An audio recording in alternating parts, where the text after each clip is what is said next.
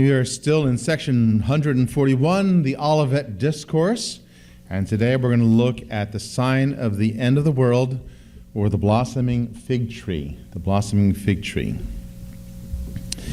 And this verse here that we're starting with, Matthew 24:32, marks the middle of the Olivet Discourse. There's a change in subject that's going to go on here, which I'll talk about as we get going here. And it's this section here that causes me to hold that that Christ is talking about the rapture at this point. And some places you might find that they teach that this is not about the rapture. They'll teach that this is part of the judgment of the wrath of God in the tribulation. And it's not that it does a terrible change in doctrine if you hold to one or the other, except that it has been used by people with the pre-wrath position as part of their argumentation for why they believe in a pre-wrath position, as opposed to the holy eternal truth of the the pre-trib rapture of the church. Okay, so trust you've had a chance to read through those scriptures as you were studying. So we're going to question number 802, and the question is, what sign will indicate that all these things that have been mentioned before in the chapter are at the doors? And it's going to be based on verses 32 to 33, Matthew 24:32 to 33. It says, now, and I'm saying that with emphasis for a reason, because that's going to be critical in our understanding of the passage in a little while. Now learn a parable of the fig tree. When his branch is yet tender and putteth forth leaves, you know that summer is nigh. So likewise, ye, when ye shall see all these things, know that it is near, even at the doors.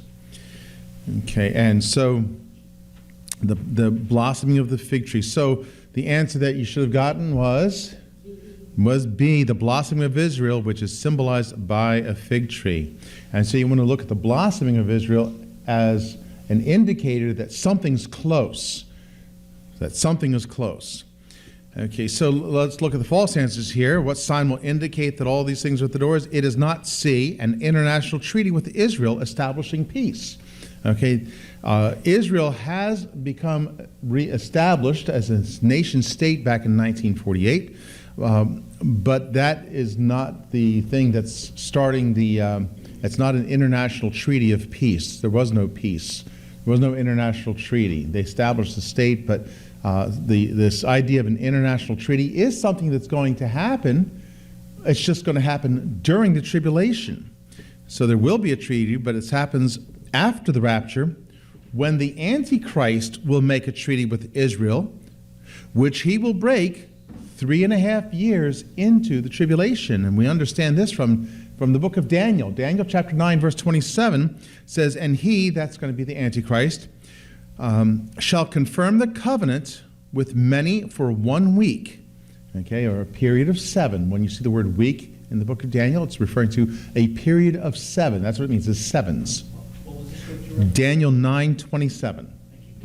And so for 1 week or for a 7-year period, and in the midst of the week he shall cause the sacrifice and the oblation to cease, and for the overspreading of abominations he shall make it desolate, even until the consummation, and that determined shall be poured upon the desolate. Okay, so those who are condemned to be there in the tribulation time, that's the desolate, is determined upon them. And so 3.5 years into it, in the middle of the week, 3.5 years into it, is when the abomination of desolation is set up, which we read about before. That's going to mark the breaking of that international covenant. So this is something that's to remind ourselves about the end times, is that the Antichrist is going to come looking, even though there are going to be all kinds of devastations in the earth, he's going to look like he's coming up with a solution for world peace that's going to pull everybody together. And so he's going to look like he's doing good at first, and 3.5 years into it, he breaks the treaty with Israel, and that's when everything really gets bad. Okay, for a great international revival, well, we know that there will be no great international revival. We're careful to specify international. There may be isolated revivals. We'd like a nice isolated revival. I'd like to have more than that, okay? But no great revival to usher in the return of Christ for his saints in the rapture. There's not going to be a revival, an international revival for that. If you should happen to see an international revival, that would be maybe a hopeful thing, that we've got more time to preach and teach, because right when you have the conditions just before the Antichrist comes, it's not going to be spiritual. It's going to be more of a time of apostasy. Okay, so B, the blossoming of Israel, which is symbolized by a fig tree. Well, Israel has been understood to be represented by the fig tree. Now, it's not by coincidence that the fig tree is used. Okay, God determined to use the fig tree. And it's not just because it's early in bearing fruit. The fig tree would develop leaves and fruit earlier than some of the other trees. And so it makes Israel just a perfect example, because when Israel gets set up, it's like, summer's following close behind. We have Groundhog Day. I don't know if they had Fig Tree Day, but it was something along those lines. Now, we know that Israel is going to come into prominence during the tribulation, but it will have needed to be in place before the tribulation starts. Christ has already described the times during which the temple will be destroyed. That was in the previous section that we were looking at. But for the temple to be there, the temple is going to have to be rebuilt first. So how can he put the abomination of desolation in the temple unless the temple has been built? And so during this time, in fact, there's talk internationally every once in a while, you'll see where Israel's been working at trying to get a rebuilding of the temple. Part of the problem has been the fact that the Mosque of the Dome of the Rock, the Dome of the Rock. So as a holy site, the Jews are sort of not willing to create an incident by building the temple there, but they have discovered that, according to them, to some, that they could rebuild the temple in a different location, and it would qualify as a rebuilding of the temple. I don't know why they don't just rebuild a temple, period. Anyhow, who cares about the Dome of the Rock? Is there? Build it somewhere else, I say. Well, okay, so they're being careful about that. Well, this is consistent with the understanding of the beginning of the restoration of Israel that we have witnessed already. Theologians commonly considered it impossible years ago for the state of Israel to be reestablished. They didn't think it was possible. But its rebirth is consistent with Matthew 24:32-33, which we just read. The Jews born as part of the restored state of Israel, as opposed to the Jews at the time of Christ's advent, are going to witness the events of the tribulation. And the way we can tell that is verse 32 is referring to Christ answering the question of when shall the sign of his coming be, in verse 3, as opposed to when the temple would be destroyed. You see, there were two questions that were asked. Remember in verse 3? One was when the temple was going to be destroyed. The other was, what are the signs of his coming? So Christ has answered the first question. He is now changing the subject, as we're going to see in a moment, to what's going to signal all of this. So this is the critical part when you want to look at Matthew 24, is the first section versus the second section. First section is about the times when the temple's going to be destroyed, and that's the tribulation times. Christ is now answering this second question. When is his coming going to be, and the sign of it? And so he's now saying, here's the sign. Okay. Now learn a lesson of the fig tree. Learn a parable of the fig tree.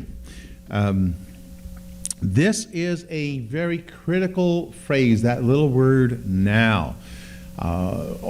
Typically, when you're reading, you get the context of what's going on when you're reading a passage.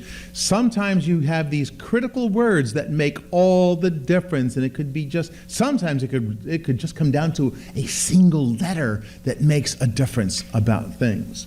In this case, it is this word now. The phrase that's used here, it's two words, and it is apa and day. Apa and day. And so you get a little bit of a Greek lesson right now. Typically, I only like to refer to Greek stuff when there's a similarity between an English word and whatever. And every once in a while, you get something that is more critical. So you'll get to have a little bit of a Greek lesson. The words apa, day, 2 words. Apa is A-P-O. It's actually alpha with a smooth breathing mark, pi, and omicron. Ooh, omicron. Look out. Okay, A-P-O, and day is D-E. D-E. And this is a phrase that is used to introduce a new subject. You can write down for your reading pleasure, Matthew 27:45. Matthew 27:45, 28 verse 4, Mark 10:6, and Acts 20 verse 17. There's one other passage, but these were a little bit clearer. These particular verses use this very construction, apa day, and it is translated, I believe it's translated in all cases as now. Now. And it's used like we might use it in a speaking way, not just to say something is happening now, but now, when you bring in a sentence with it, it's like now you're changing the subject. That's what Jesus is doing here.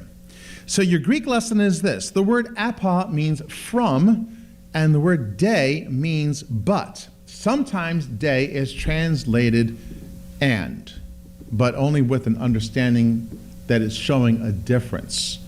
So both these words, apa and day, are used to demonstrate differentness, that you're doing something different. Apa, okay, day means but, and apa means from.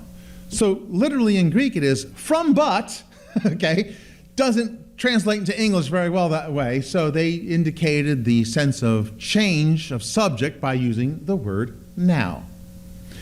And so we have this idea of apa meaning from, and we have apa, and why you want the little Greek lesson right now is because it's going to help your English here a little bit, because we have some other words in English, like apostasy. Apostasis is the words that it comes from. Stasis is to stand. If something is static, it's standing electricity, or if you're static, and you are not, it means you're not moving around. So if you are an apostate, then you are an apostate. You are somebody who has gone away from the stand that we take doctrinally. So that's where the word apostate comes from. And apostasy, the same thing. Or how about apocrypha? Apa, from something that is cryptic, something that is from a hidden source. Okay, and then apocalypse, meaning coming from undercover. Calypse is the word meaning cover, something that's covered. Okay, now apocrypha is different. It's something from a hidden source. Apocalypse is something that's hidden and is now being revealed. And well, yeah, okay, so eclipse, yeah, okay, would be, yeah, the root. And so apocalypse would be from cover, from undercover. Apology, okay, from logos, an argument, and apa, coming from an argument. Apostle, from apostello, stello for to send. So an apostello, an apostle, is one who is sent from you. So there you got some apa words. Now, apolitical is not using apa. That's where you have that a, which means not. So if you are amoral or apolitical, you are not moral or you are not political. Well, that's not using apa. Okay, that's using a different rule, using the a. And I did not mention this morning because it's not as much fun to say it in that setting, but it's what's called an alpha privative. The alpha, the A, privative meaning depriving it sort of from something, depriving something of something there. So there's your Greek lesson for the day. The reason why this is important is because you see the pre-wrath people, they like to go down to later on with Noah, and they like to talk about some Greek phrase that's beginning that, and they make hay with that. But the problem is I want to take them back up to verse 32 and say, no. Here's where you want to pick on your little Greek word. This is a place where the small words make such a difference. Both of the one's a preposition, the other one's a conjunction, and just put together, they don't normally do a whole lot, but they set the stage, and that's what Christ is doing here. He is setting the stage for the rapture. It's like for a discussion of the rapture.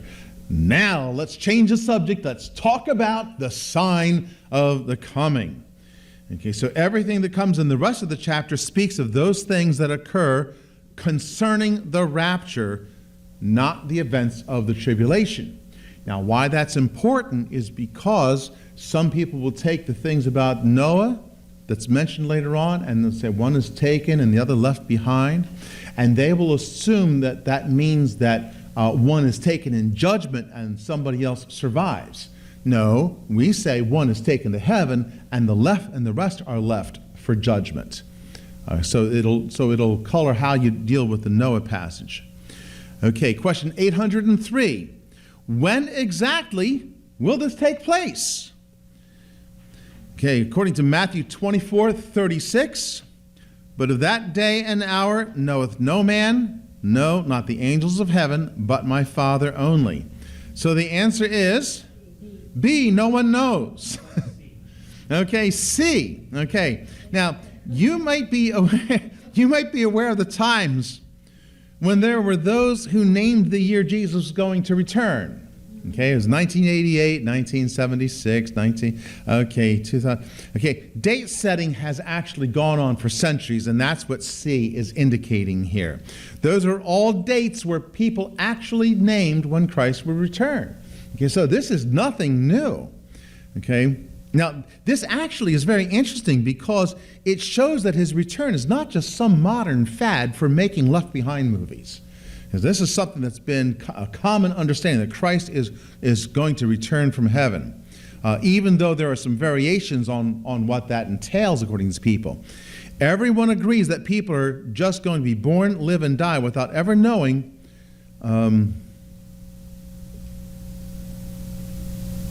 let me see how I meant that.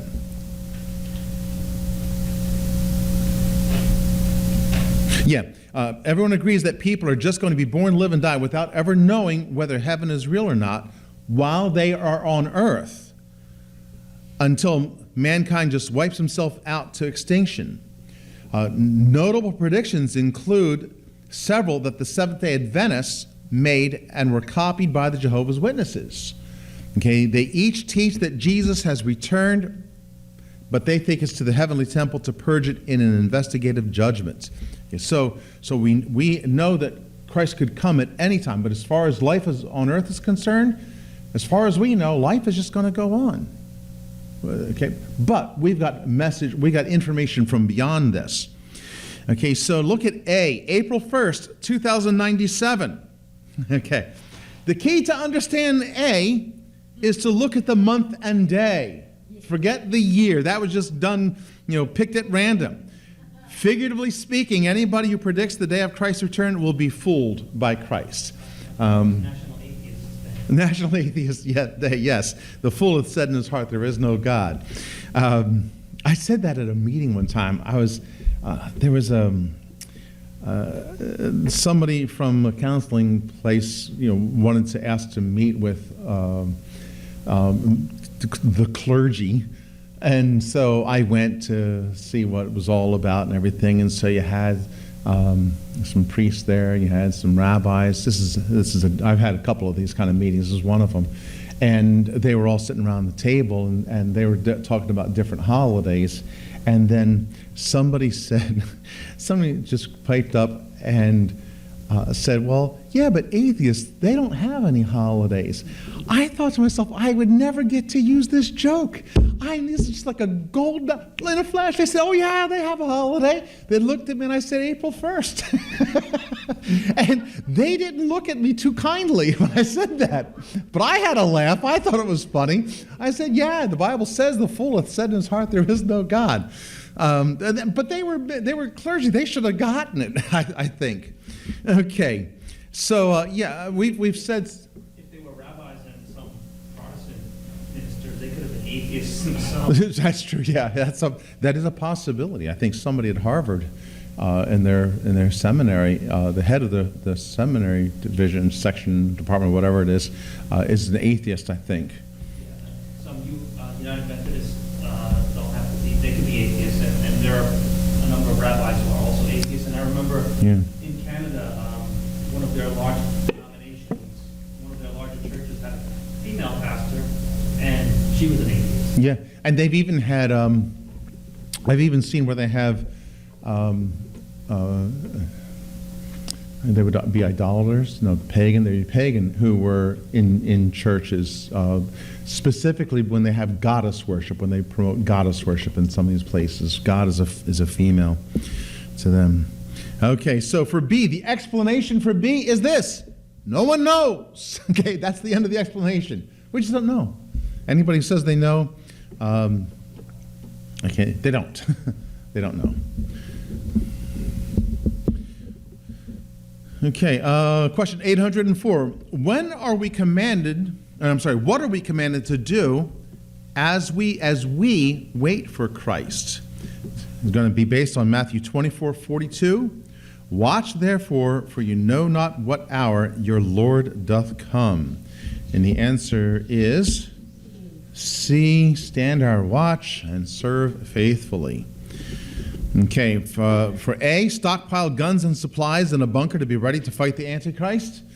Okay, not so odd.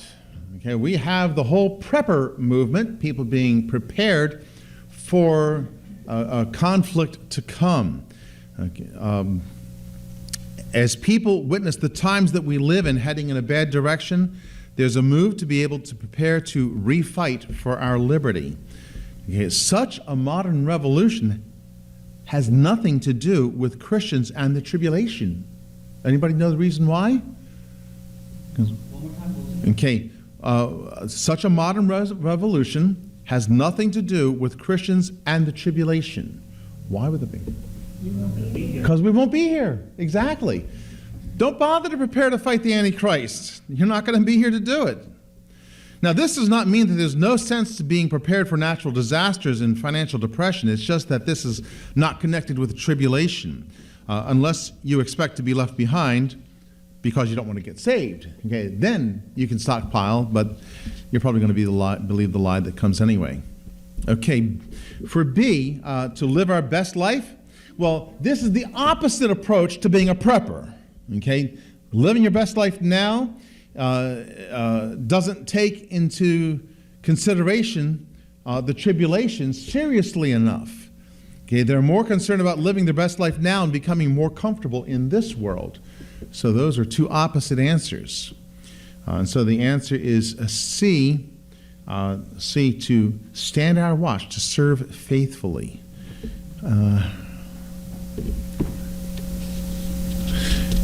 Now, I don't know whether I'm having this note later on too. Okay, I don't have it in my notes, but let me. I must have erased it somehow accidentally. But the idea is that no, this has got to be. Hang on, I want to make sure we're not covering it later on.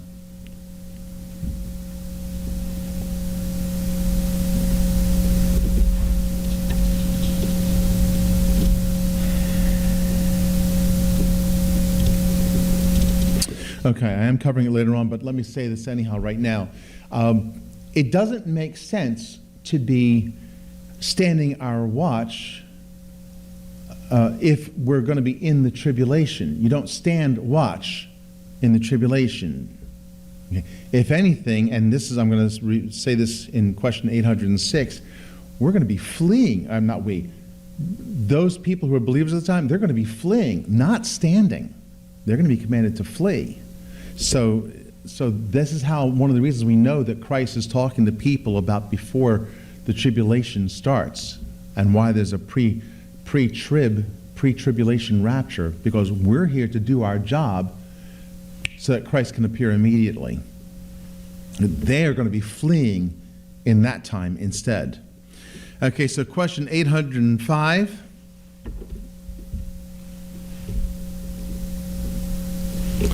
What will life be like before the tribulation? And this is going to be based on Matthew 24, 37 to 39. Say, but as the days of Noah were, so shall also the coming of the Son of Man be. For as in the days that were before the flood, they were eating and drinking, marrying and giving in marriage, until the day that Noah entered the ark, and knew not until the flood came and took them all away, so shall also the coming of the Son of Man be. Okay, so the answer is B. It will be relatively normal. We'll say relative. Okay, relative to what is the question? But it'll be relatively normal. People marrying, drinking, etc. Okay, so B, as people were living quite normally before the judgment and the flood came, it's going to be the same today. For A, it will be a time of great revival. Okay, well, if they are living normally as the time of Noah, it could be suggested that there's going to be a lack of faith in that time. And for C, it'll be a time of chaos. No, it will not be a time of chaos, which suggests that Marxist worldwide confusion will rule any more than climate change will overtake mankind. Neither one are going to happen.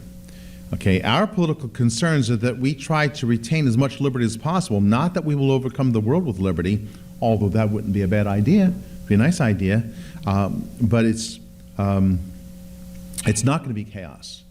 Not going to be chaos. Okay, it's going to be, like I said, relatively normal. Okay, question 806. What will happen quite suddenly? This is based on verses 39 to 42. And knew not until the flood came and took them all away, so also shall the coming of the Son of Man be. Then shall two be in the field, the one shall be taken and the other left. Two women shall be grinding at the mill, the one shall be taken and the other left. Watch therefore, for you know not what hour your Lord doth come. So the answer is,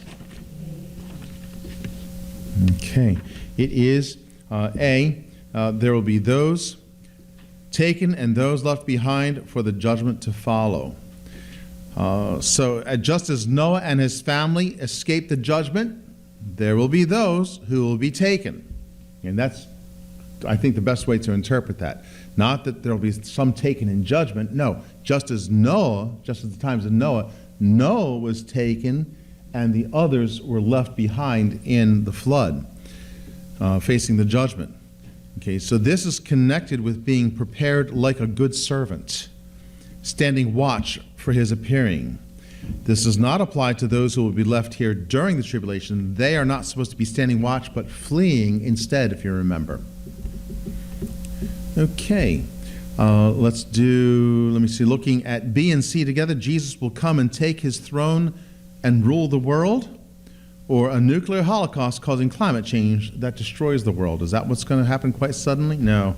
B and C are repeated from other questions to reinforce the understanding that there's no natural disaster that's coming, nor is it going to be the church crowning Christ on the throne that has been prepared for him. Before I go on any further, let me ask any thoughts, any questions anybody might have in this. Okay, so I think once we look at it as Christ answering two different questions, then Matthew 24 and the Olivet Discourse gets divided into two separate sections. One describing the temple times when the temple is going to be destroyed, the other section describing what's preceding that, and what's preceding that is normalcy until the rapture comes with the judgment to follow.